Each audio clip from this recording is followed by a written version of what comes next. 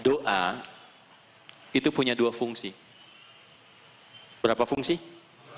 Ya. Satu, merubah kegiatan dari rutinitas dunia menjadi nilai ibadah akhirat. Sudah? Misal, semua aktivitas kita itu ada doanya. Kalau Bapak Ibu mau cek silahkan. Dan itu cuma ditemukan di Islam. Dan doanya bukan ngarang-ngarang, terukur semua. Saya beri contoh. Ini ke masjid tadi masuk ada doanya nggak? Keluar ada nggak? Doa masuk dengan keluar sama nggak? Oke. Bangun tidur ada doanya? Mau tidur ada doanya? Bangun dengan saat akan tidur doanya sama nggak? Saya mau tanya pada Bapak Ibu, ada nggak manusia yang sanggup mengarang doa semua kegiatan manusia yang dilakukan dalam kehidupan ini? Semuanya, dari melihat, mendengar, bicara, berjalan, semua kegiatannya ada doanya. Mungkin nggak ada manusia yang bisa begitu? Mustahil. Kalau cuma nulis kalimat, bisa. Tapi kalau menghadirkan makna berkehidupan dari kalimat itu mustahil. Maka yang pertama, fungsi doa itu merubah nilai rutinitas dunia menjadi ibadah yang punya nilai akhirat. Jadi kalau Anda membacakan doa sebelum beraktivitas, misal saya berpakaian nih, saya berdoa, Allahumma kama hassanta khalqi fahassin khuluqi. Ya Allah, sebagaimana Engkau telah menciptakan fisikku dengan sempurna, maka sempurnakanlah aku dengan pakaian yang akan aku gunakan ini. Jadi pakaian ini fungsinya bukan hanya menutup aurat, tapi menampilkan keindahan akhlak dalam berkehidupan. Karena itu di Al-Quran jelas, pakaian terindah itu ketika ada nilai takwanya. Walibasut taqwa dzalikal khair. Diseraplah ke dalam bahasa lokal menjadi koko. Takwa itu dari kata wakwa. Diserap ke dalam bahasa lokal menjadi baju koko. Koko itu dipakainya umumnya dilekatkan dengan nilai ibadah. Kalau Anda nggak percaya silakan. Orang umumnya pakai baju koko itu kan dilekatkannya dengan ibadah kan? Karena ada serapan-serapan dari bahasa asalnya. Dipakai. Ya, ketika mengenakan pakaian itu rasanya kan nggak enak kalau berbuat menyimpang dari nilai agama. Ada korupsi pakai baju koko. Ada. Ya, semua punya tempatnya.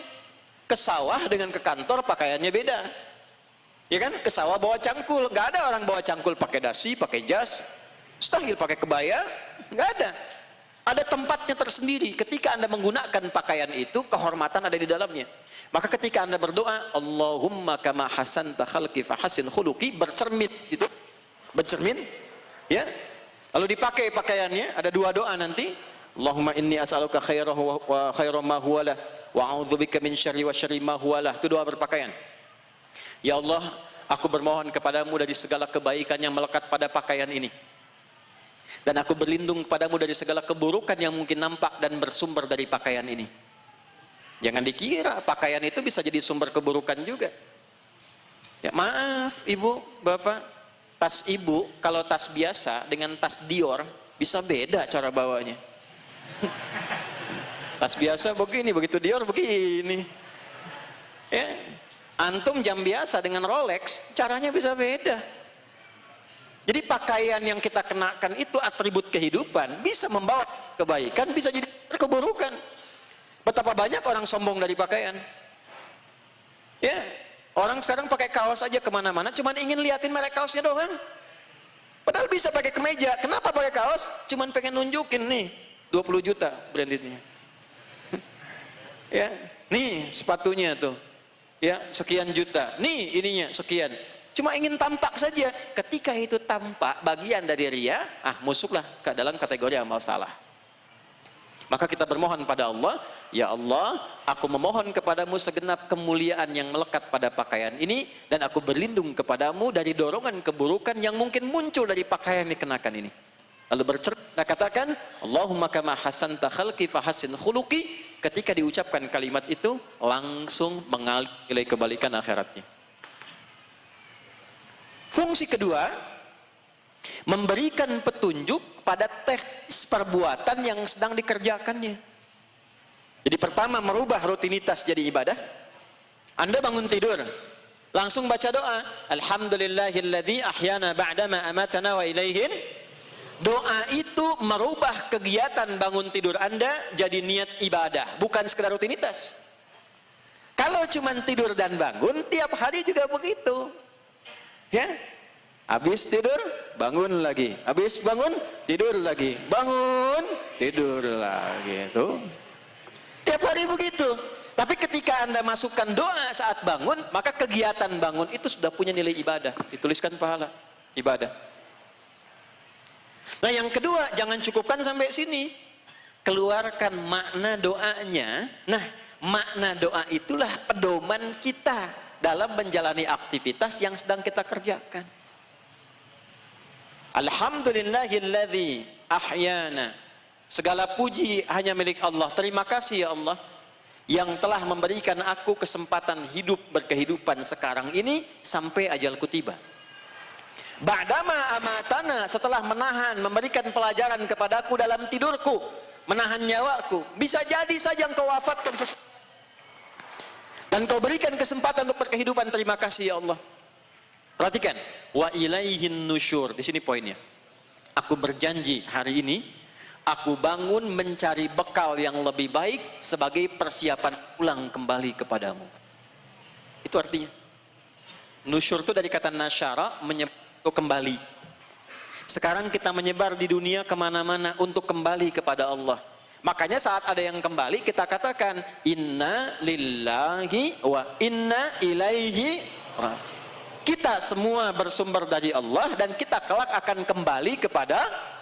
Nah, pertanyaan baliknya dari hadis, kalau nanti kembali bekalnya apa? Itu. Nah, yang dikejar oleh hadis itu. Ya, yang Anda baca kalau ada orang meninggal, gitu kan dibaca tuh yang Al-Baqarah ayat 156. Alladzina idza asabathum musibah qalu inna lillahi wa inna ilaihi. Nah, dikejar oleh hadis, Nabi tanya balik, engkau ucapkan, ya, semua kita milik Allah, kami pun milik Allah, dan kelak kami kembali kepada Allah. Oleh Nabi kalimat itu dikejar. Kalau kamu kembali, bekal kamu apa, Joni? Joni itu dari ini tambahan lah gitu. Ya. Sehingga ada orang bikin meme itu Ustadz Joni katanya, nggak apa-apa itu biasanya. Ditanya balik, bekal kamu apa kalau pulang? Kalau kembali bekalnya apa? Ditanya balik. Maka dari itu, setiap bangun dari tidur kita berjanji, Allah, terima kasih ya Allah, diberikan kesempatan kembali untuk berkehidupan. Mungkin saja engkau bisa wafatkan aku dalam tidur, tapi engkau hanya tahan nyawaku untuk memberikan pelajaran kepadaku. Aku berjanji hari ini aku bangun, mencari bekal lebih baik, persiapan pulang kembali kepadamu. Jadi kalau ada yang baca doa itu, habis itu cuma ngejar dunia, maka ada yang tidak tepat dengan bacaannya. Jelas di sini? Nah, setelah mengucapkan kalimat itu, makanya di Al-Bukhari didahulukan doa ini. Di Abu Daud ditampilkan yang ini. Setelah membacakan doa itu, petunjuknya apa? Kan kita nanya balik sama Allah. Ya Allah, saya pengen cari bekal untuk persiapan pulang. Petunjuknya bagaimana? Makanya kan di birokrasi suka mengatakan atas petunjuk Bapak, gitu kan? Ada aturannya. Kita tanya sama Allah, ya Allah petunjuknya apa saya mencari bekal ini? Maka disampaikan lewat Nabi SAW, bikin rencana kehidupan yang strategis sesuai dengan pilihan hidupmu, supaya pekerjaan duniamu punya nilai akhirat. Maka terkandunglah semua perencanaan itu ada di Quran surah ketiga ayat 190 sampai ayat 200. Tuh. Inna fi khalqis samawati wal ardi wa ikhtilafil laili wan nahari la ayatin liulil albab. Sungguh setiap penciptaan langit dan bumi dan pergantian siang dan malam, bagi orang-orang yang pintar, yang cerdas, yang tahu esensi kehidupan, semuanya itu menjadi tanda bagi dia untuk mencari bekal kembali kepada Allah. Pergantian siang malam itu gambaran beraktivitas, malam buat tidur, siang buat beraktivitas. Orang pintar itu tidurnya pun jadi bekal untuk pulang, siangnya pun jadi bekal untuk pulang. Ya, jadi jangan sampai terjadi ada sindiran di Quran surah ke-73 Al-Muzammil. Kalau kita baca ayat 1 sampai dengan ayat 6-nya dahsyat sekali. Al-Muzammil itu artinya apa? Orang yang berselimut. Kalau al-mudaththir berselimut juga. Kenapa artinya sama? Kok kalimatnya beda? Kalau mudaththir dithar, itu selimut biasanya untuk menutupi dari kegelisahan. Anak kecil takut sembunyi di balik selimut kan? Ya kan? Kalau khawatir sedang camping apa kan? Ada dengar suara langsung pakai selimut, ya kan? Itu dithar. Orang yang pakai itu namanya mudaththir. Nabi turun dari Gua Hira, belum ada wahyu turun, di tengah-tengah tiba-tiba ada suara, Muhammad, Muhammad. Lihat di Al-Bukhari, tengok kanan gak ada orang, kiri kosong, depan lenggang, ke belakang juga tidak ada apa-apa. Nengok ke atas ada sosok besar, seperti duduk antara langit dan bumi. Ya, belum pernah lihat rupa malaikat Jibril yang sesungguhnya, baru itu kelihatan. Begini manggil Muhammad, Muhammad. Bapaklah keluar dari sini siang lenggang, depan gak ada orang, kanan kiri kosong, belakang kosong, ada panggilan, Pak Tono, Tono. Nengok ke atas sosok baju putih, badan gede, manggil Pak Tono. Respon bapak gimana? Apa sih? Nggak mungkin.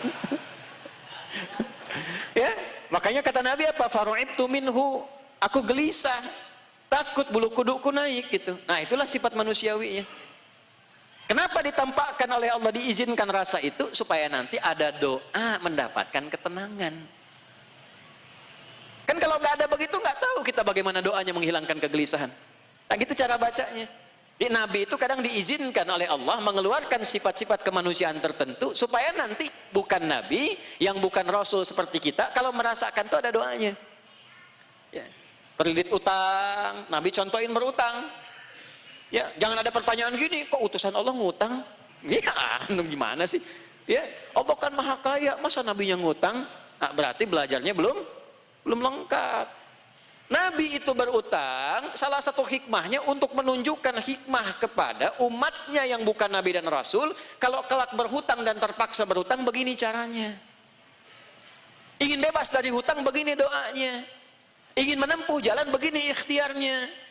Yang terjadi sekarang utangnya banyak, petunjuknya nggak dibaca.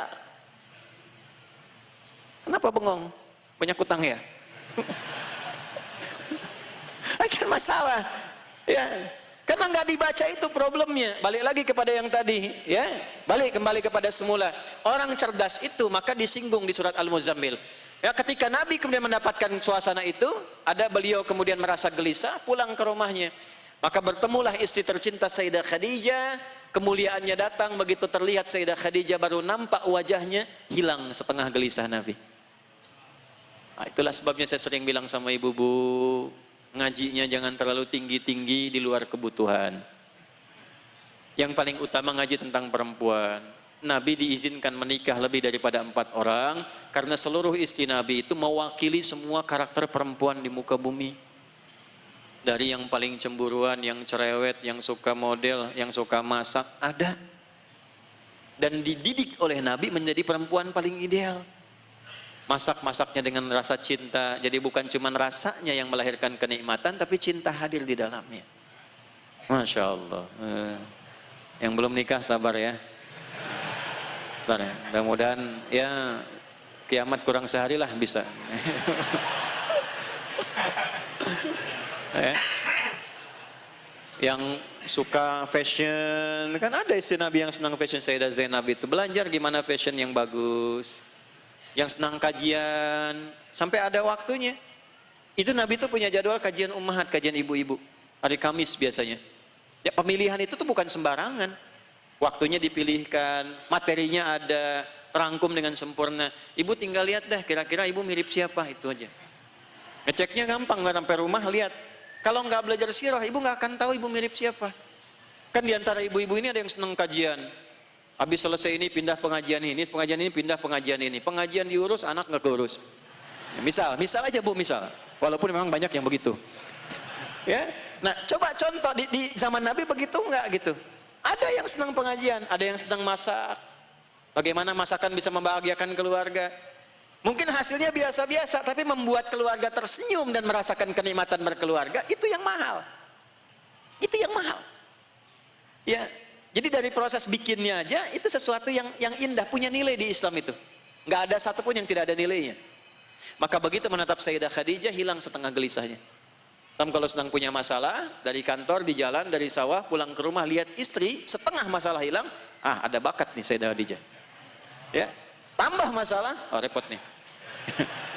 Maka beliau katakan, nih lihat, zammiluni, zammiluni. Kalimatnya zammiluni, tapi yang turun suratnya Al-Mudaththir. Ya ayyuhal muddaththir, qum fa'anzir, wa rabbaka, wa thiyabaka, dan seterusnya. Tapi kalau muzammil, artinya selimut yang dipakai dengan nikmat seperti teman yang membersamai. Makanya teman yang membersamai dalam bahasa Arab disebut zamil. Ada zamili, ini teman yang selalu membuat saya senang, bahagia, nyaman. Selimutnya disebut al-muzammil karena ketika dipakai itu seperti teman yang mendampingi, enak banget tidurnya, pules. Kalau mudaththir kan tidak, menghilangkan rasa gelisah, gugup pakai. Muzammil tidak, ada orang tidur saking pules, saking enaknya, nyaman banget pakai selimut begini. Itu muzammil namanya. Maka turun ayatnya, ya ayyuhal muzammil, ya ayyuhal muzammil, qumil laila nisfahu awil qus minhu aw zid alaihi warattilil. Perhatikan sampai ke ayat berikut, innalaka fin nahari sabahan tawila. Aduh kamu ini ya, kata Allah tuh luar biasa. Siangnya sibuk banget ngejar dunia, malamnya nikmat banget tidurnya pulas, cita-cita masuk surga. Itu kalau ngaji begitu dalam banget, malu sama Allah, malu. Kamu ini ya, innalaka fin nahari sabahan tawila, itu pakai inna lagi, pakai itu, innanya itu kan pakai taukid itu. Harfu nasbin wa taukidin tansibul isma wa tarfa'ul khabara mabniyun 'alal fathi la mahalla lahu minal i'rabi. Huruf penguat yang meyakinkan, memberikan informasi yang tertantap pada jiwa. Kalau dikaitkan dengan kebiasaan, berarti ada orang yang memang begitu sibuk dengan dunia. Berangkat gelap, pulangnya gelap, dunia dikejar, kerja lagi, targetnya sekian, dunia harus dicapai, omset sekian harus diraih, jam sekian harus didapatkan, dunia dikejar. Begitu malam tuh tidurnya enak banget sampai pules dengan selimut, cita-cita masuk surga. Firdaus lagi surganya, bersama Nabi lagi. Nih ya, kalau pengen tahu nih, siapa yang pengen masuk surga Firdaus? Yang pengen sama Nabi? Siapa yang malam tidurnya pules? Nah ini contohnya. Maka ayat tadi turun, hei fulan, hei kawan, kenapa sih sibuk sekali dengan dunia akan ditinggalkan itu? Terus malamnya tidur pulas, cita-cita pengen ke surga, tapi amalan kosong. Ditanya oleh Allah, ya, maka bangunlah sebentar. Inna nasyi'atal laili hiya ashaddu wat'an wa aqwamu qila. Bangunlah walau sedikit di malam itu. Faqra'u ma tayassara minal Qur'an. Aku enggak minta banyak, cuman bangun aja sebentar dulu supaya kamu ingat misi hidupmu. Jadi ulul albab itu orang pintar yang paham esensi kehidupan, dia mengerti tentang tugas hidupnya sehingga dia mampu membuat, nah ini poinnya, perencanaan kehidupan siang dan malam. Siang mesti ngapain, malam mesti ngapain. Jadi jangan sampai hari itu berputar cuma siang dan malam aja, ikhtilaful laili wan nahar. Kalau cuma seperti itu, mohon maaf, belum masuk pada kategori ulul albab. Jadi ada orang singkatnya begini, yang menjalani hidup itu nunggu siang, nunggu malam aja. Siang kerjain rutinitas, malam tidur pulas. Itu belum ulul albab. Kita diajarin baru bangun tidur, pikirkan, nanti bangun mau ngerjain apa. Sampai ke malam nanti mau kerjakan apa. Inna fi khalqis samawati wal ardi wa ikhtilafil laili wan. Dibuka dengan langit dan bumi, dengan penciptaan. Allah itu membuat kita mikir untuk sadar.